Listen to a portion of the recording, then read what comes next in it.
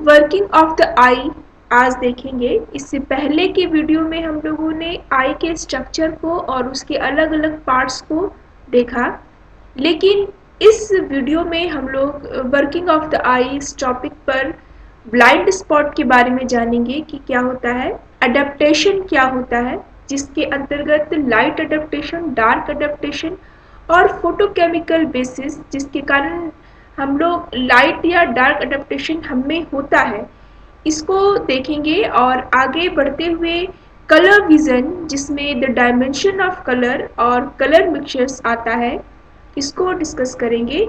और इसके बाद आखिर में आफ्टर इमेजेस क्या है, इस पर डिस्कशन करेंगे। जब लाइट अवेलेबल होता है तब हम किसी चीज़ों को देख पाते हैं। इस प्रकार से जो लाइट है, पहले कंजक्टिवा और फिर कॉर्निया, इससे होता हुआ लेंस पर पड़ता है। इस प्रकार से नेत्र श्लेष्मा यानी कि कंजक्टिवा और कॉर्निया तथा पुतली से होकर जब प्रकाश लेंस में प्रवेश करता है तो इसे रेटिना पर फोकस करता है। रेटिना दो भागों में विभाजित होता है। पहला है नेसल हाफ और दूसरा है टेम्पोरल हाफ।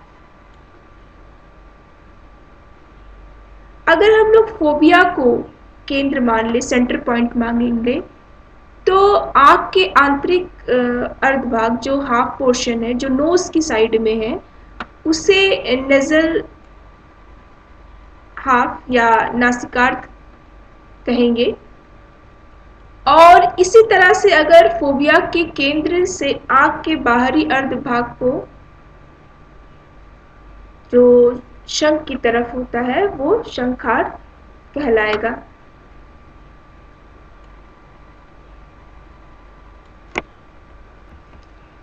इसके आगे हम लोग जानेंगे कि जो दाहिना आँख का जो क्षेत्र है, हमारे विजुअल जो एरिया है, उसमें प्रकाश जो है आँख के बाएं भाग को स्टिमुलेट करता है, और इसी तरह से जो बायां विजुअल एरिया है वो दाएं भाग को जस्ट ऑपोजिट उसे उद्दीप्त करता है, स्टिमुलेट करता है। कोई भी चीज़ जो हम लोग देखते हैं उसका छवि उल्टा बनता है रेटिना पर, और फिर जब ये आगे प्रोसेस के लिए जाता है जो विजुअल सेंसेशन के लिए ब्रेन तक, तो फिर इस चित्र का उल्टा चित्र बनता है, यानी कि ऐसा। और फिर इस तरह से हम लोग सीधे चित्र को देख पाते हैं। इस लाइन को यहाँ देखेंगे कि रेटिना पर वस्तुओं का उल्टा प्रतिबिंब बनता है, और दृष्टि तंत्रिकाओं की सहायता से तंत्रिका आवेग विजुअल वॉल्कुट को भेजा जाता है, जहां प्रतिबिंब पुनः उल्टा बनता है और फिर इसका प्रक्रमण किया जाता है। आँख का ये पार्ट जहाँ पे इस तरह से मुड़ते हुए कोशिका जो हमारा ऑप्टिकल नर्व है, इस तरह से मुड़ जाती है और फिर ब्रेन तक पहुँचती है, तो इस पार्ट में एक ब्लैंक जैसा स्थान होता है। देखिए ये सारे जो बाउंड्रीज बने हुए हैं, इस पार्ट में एक ब्लैंक जैसा है, जुड़ा हुआ नहीं है, खाली सा है। यही पार्ट जो है वो ब्लाइंड स्पॉट कहलाता है।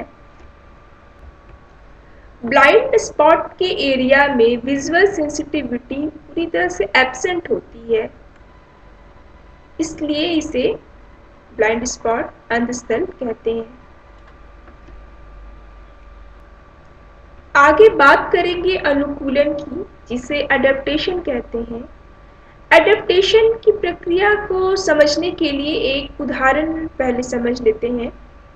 ऐसा होता है कि जब हम लोग मूवी देखने जाते हैं तो उजाला से सीधा हम लोग अंधेरे वाले एक कमरे में जाते हैं, और अचानक से हमें कुछ दिखाई नहीं देता, पूरा अंधेरा है, कहाँ पैर रखना है, कहाँ सीढ़ी है, कुछ नहीं दिखाई देता है। और कुछ देर के बाद धीरे धीरे आँख एडजस्ट कर जाता है और हम चीज़ों को फिर देखने लगते हैं।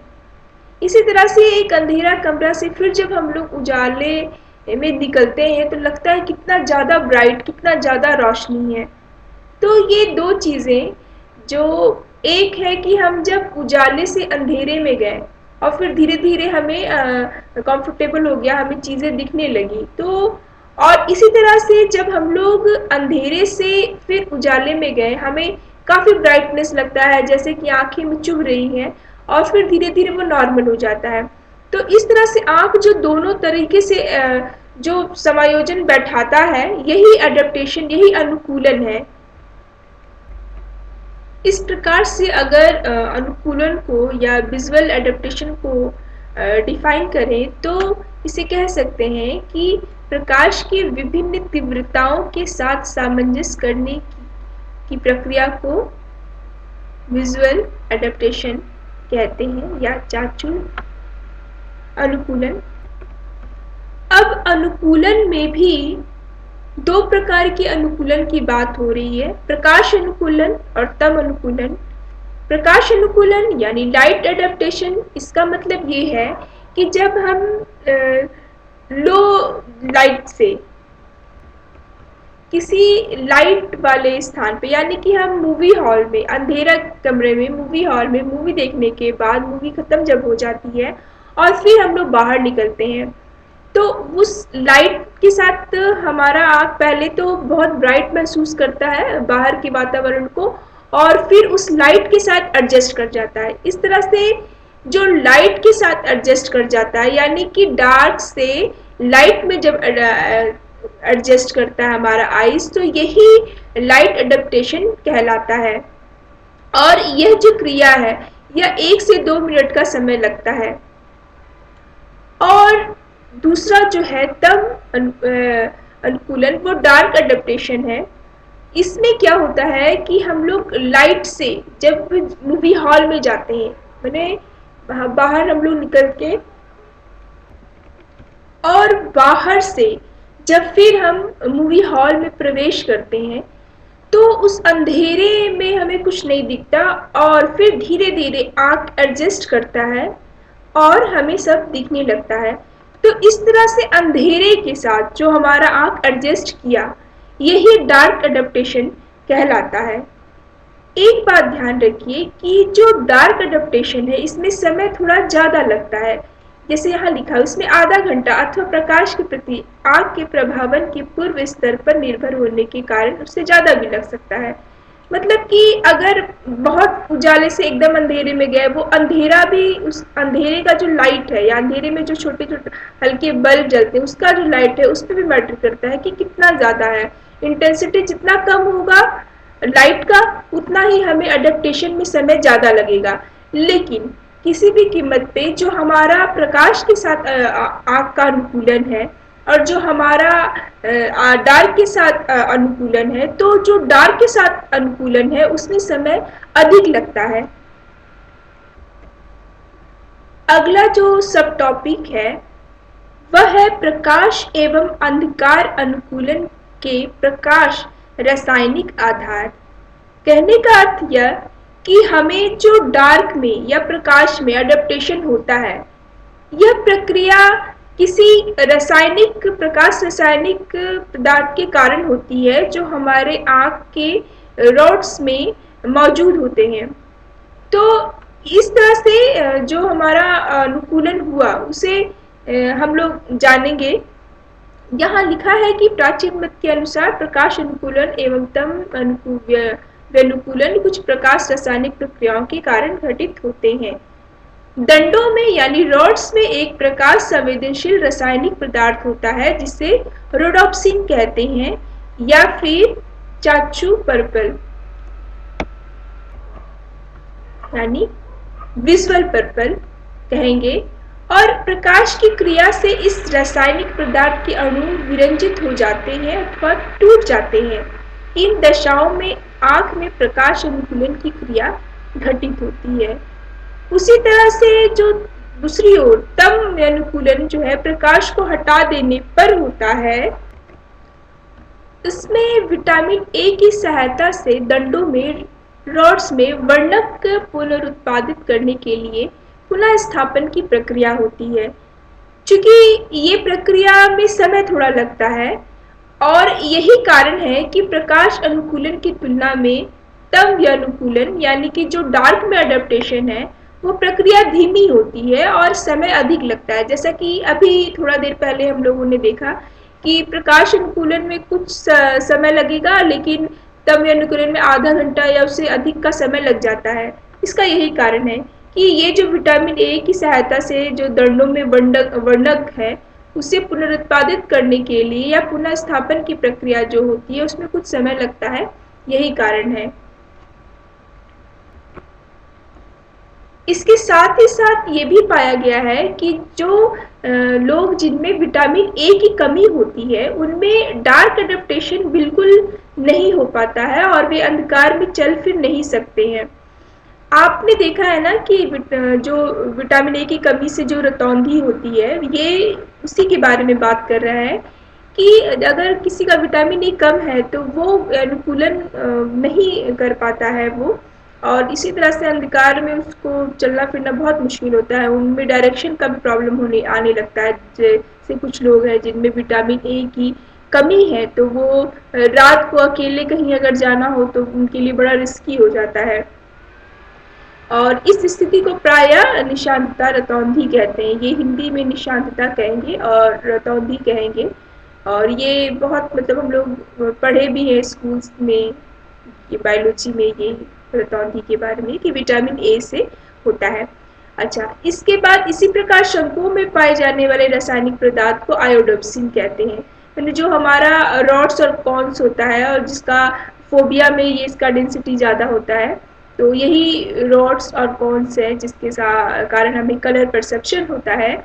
तो इस तरह से रॉड्स में रोडोप्सिन होता है, इसी तरह जो कॉन्स है, शंकु है, उसमें आयोडोप्सिन नामक रासायनिक पदार्थ होता है। आगे बात करेंगे हम लोग रंग दृष्टि की, कलर विजन की। हम लोग अपने आसपास के पर्यावरण में जहाँ रहते हैं वहाँ अलग अलग तरह की वस्तुएं देखते हैं और उनके अलग अलग कलर को देखते हैं। जैसे जब बात होगी पत्ते की तो हम कहेंगे पत्ता हरा होता है, या आसमान तो वो आसमान नीला होता है। इसी तरह से जो भी चीजें हैं हमारे आसपास उन्हें हम वर्णों में यानी कि कलर्स में देखते हैं।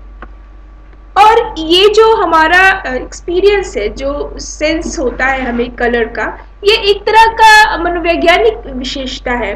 और हमारा जो मस्तिष्क है वो बाह्य जगत से जो सूचनाओं की व्याख्या करता है तब ये कलर का अनुभव होता है।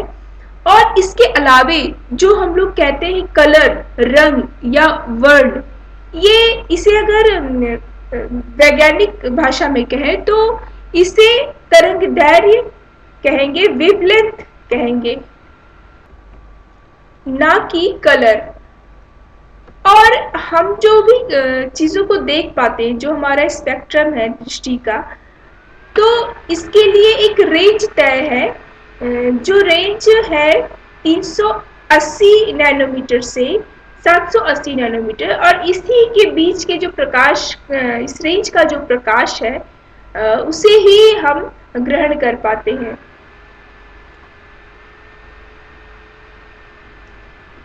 यहाँ ये भी कहा जा रहा है कि जो दृष्टि स्पेक्ट्रम है इससे कम या अधिक ऊर्जा आंखों के लिए हानिकारक होगी, ये जो रेंज दिया गया उसे। और इस सूर्य के प्रकाश में इंद्रधनुष की तरह 7 रंगों का मिश्रण होता है। हमारा जो स्पेक्ट्रम है जिससे हम कलर देख सकते हैं वो 7 रंग का मिश्रण होता है। इसमें जो 7 रंग है वो आप सभी को पता होगा, लेकिन यहाँ एक बार देख लेते हैं। इसमें है वायलेट, फिर इंडिगो, फिर ब्लू, फिर green, yellow, orange and red. इसको शॉर्ट में बोलेंगे violet, indigo, blue, green, yellow, orange, red. आगे हम लोग रंगों की विमाओं को जानेंगे, डायमेंशंस ऑफ कलर्स। एक जो सामान्य व्यक्ति है जिसकी दृष्टि सामान्य है, नॉर्मल है, प्रॉपरली कोई दोष नहीं है, उसमें ऐसा पाया गया है कि 70 लाख से अधिक विभिन्न रंगों की छटाओं में, शेड्स में अंतर कर सकता है।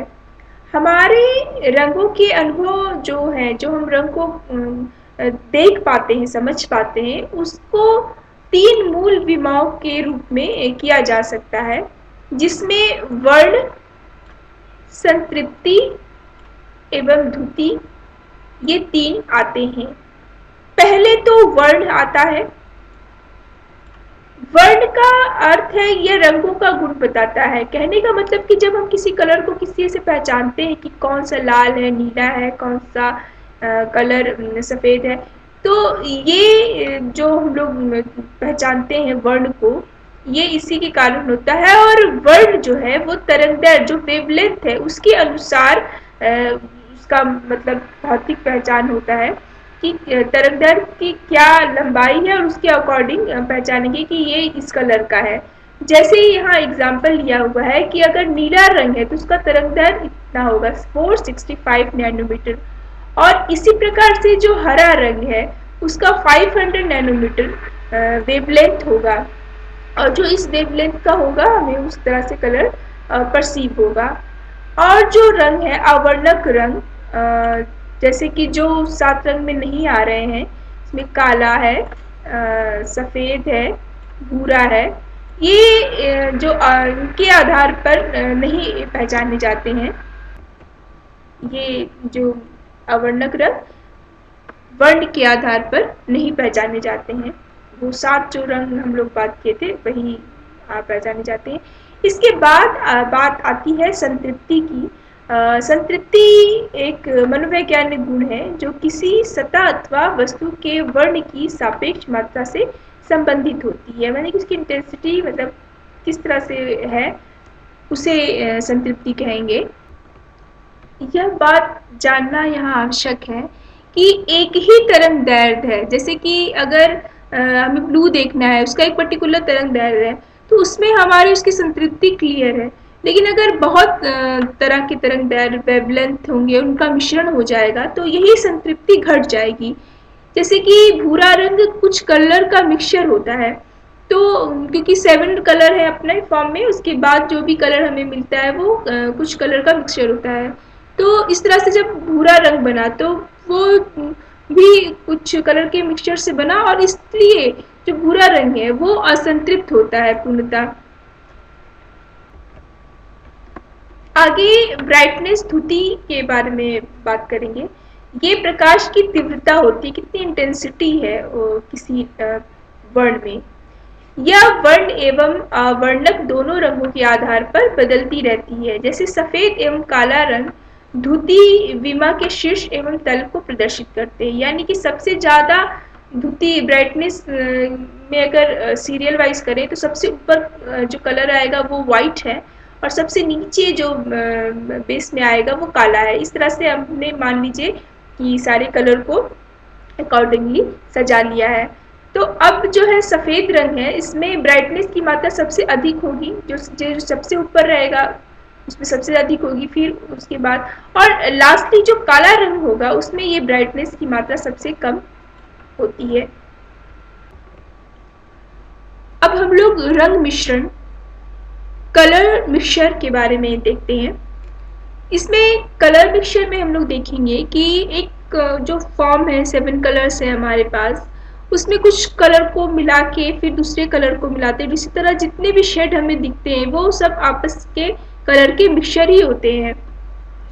तो ये जो मिक्सचर होते हैं, जैसे कि सही अनुपात में मिश्रित करने के बाद एक पूरक रंग आवर्णक भूरा या सफेद रंग उत्पन्न करते हैं।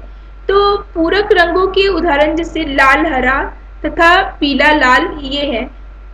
और जो लाल हरा और नीला है ये मूल रूप से प्राइमरी कलर्स कहलाते हैं। ये क्वेश्चंस बहुत बार पूछे जाते हैं एग्जाम्स में, इसे याद रखें।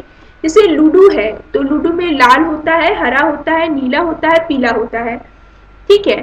तो लाल बोलते हैं कि सन है, जब मॉर्निंग सन वो रेड कलर का होता है। तो आप इस तरह से देखिए, आपका रेड, आपका ग्रीन, आपका जो घास फूस है पूरा वो ग्रीन है, और ब्लू हमारा आसमान है। तो ये 3 कलर्स हमें इस तरह से प्राइमरी कलर्स के रूप में याद रखने के लिए मैंने ये एग्जाम्पल दिया है। और येलो को हटा देंगे, उस लूडो के 4 कलर्स में सिर्फ येलो को हटाएंगे, बाकी जो 3 कलर बचेंगे वो प्राइमरी कलर्स कहलाते हैं। और क्यों कहलाते हैं प्राइमरी कलर्स? क्योंकि मिश्रित करने पर इन 3 रंगों के प्रकाश से कोई भी रंग बन सकता है। और आप लोगों ने कई बार महसूस किया होगा, जो टेलीविज़न स्क्रीन है उसमें नीला, लाल और हरे रंग का धब्बा आपको महसूस होता है। और इसके अलावा इन 3 रंगों के समायोजन से विभिन्न रंग एवं उनकी छटाएं उत्पन्न होती हैं, जिन्हें हम टेलीविज़न की स्क्रीन पर देखते हैं। अंततः जो उत्तर प्रतिमाएं, ये टॉपिक हमारा है आफ्टर इमेजेस। तो इसमें जो घटना है, इसमें होता ये है कि जो हमारा विजुअल एरिया है, जो हम कोई चीज़ देख रहे हैं, तो उद्दीपक के हट जाने के बाद भी कुछ समय तक इसका प्रभाव बना रहता है। और यही जो प्रभाव है, जैसे हम लोग टीवी देखें और टीवी बंद कर दी तो कुछ देर के लिए स्क्रीन पे लगता है कि वही चीज़ जो देख रहे थे वो है, उसका एक छाप है। तो ये ही आफ्टर इमेजेस होते हैं और इसी प्रभाव को ही उत्तर प्रतिमा कहते हैं। और उत्तर प्रतिमा आफ्टर इमेजेस जो होते हैं वो भी 2 तरीके से होते हैं, एक सम और दूसरा विषम होते हैं। जो सम होते हैं उत्तर प्रतिमाएं, पॉजिटिव आफ्टर इमेजेस जो होते हैं, वो वर्ण संतृप्ति एवं द्युति के रूप में मूल उद्दीपक के सदृश होती हैं। और जो तब यानी कि जो डार्क एडेप्टेशन, आंखों के संक्षिप्त तीव्र उद्दीपन के बाद समानता ये घटित होती है जब हम लोग डार्क एडेप्टेशन करते हैं। इसके बाद जो विषम उत्तर प्रतिमाएं हैं, यानी नेगेटिव आफ्टर इमेज, वो पूरक कलर के रूप में दिखाई देती हैं। जैसे कि कोई भी व्यक्ति अगर किसी पर्टिकुलर कलर को ज़्यादा देर तक देखता है, उसके बाद एक जो रिफ्लेक्स जैसे होगा, तो इसमें क्या होता है कि जैसे अगर कोई व्यक्ति किसी कलर को 30 सेकंड तक ध्यान से देखता है और उसके बाद किसी तटस्थ पृष्ठभूमि को, जैसे सफ़ेद अथवा भूरी सतह पर अपना ध्यान स्थानांतरित करता है, तो उस समय एक इमेज बनेंगे, एक प्रतिमा उत्पन्न होगी। जैसे कि मान लीजिए कि वो 30 सेकंड के लिए नीला रंग को देखता है, तो विषम उत्तर प्रतिमा पीले रंग की होगी, जो जैसे कि भी बोले कि वो कलर उसमें पूरक कलर में से ही होगा, पूरक रंग में से दिखाई देगा।